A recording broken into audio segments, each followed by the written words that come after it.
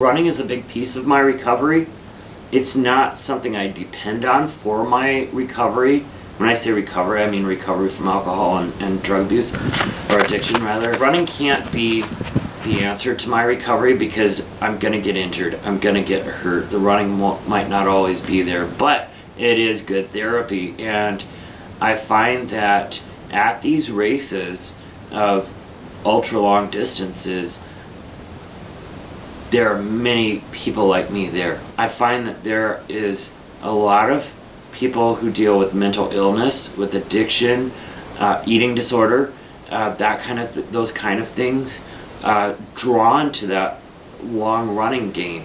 Probably because it takes an obsessive type of mind. You really have to get to know yourself. I think some people will say, oh, you're exchanging addictions. You know, you gave up booze, you picked up running. A guy I know described it really well when he said, when I was using it, I was always putting masks on. I didn't even want to know who I was when I was using. I didn't want to face who I was and those hard truths. When I'm out on mile 80, I've pulled off every possible mask that I might possibly wear. I'm getting down to the core of who I am. I do like that feeling of being exhausted.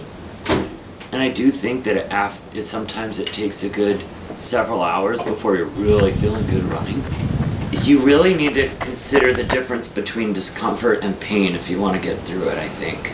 Because discomfort is something that's very acceptable and temporary. And so I think usually the miserable moments have come about because of weather. And you learn to kind of wrap your head around the pain and embrace it as, like I said, as discomfort instead of as pain. Immediately after a finish, you feel like you're in a bubble. Probably has to do with the sleep deprivation piece. But if you stop moving, you're probably going to fall asleep, no matter what's going on around you. So I think a lot of it has to do with that sleep deprivation. There's a great feeling of accomplishment, like, wow, I made it, of course. But usually that piece of it takes a few days to really process and sink through too. A third of the people may make it to the finish line.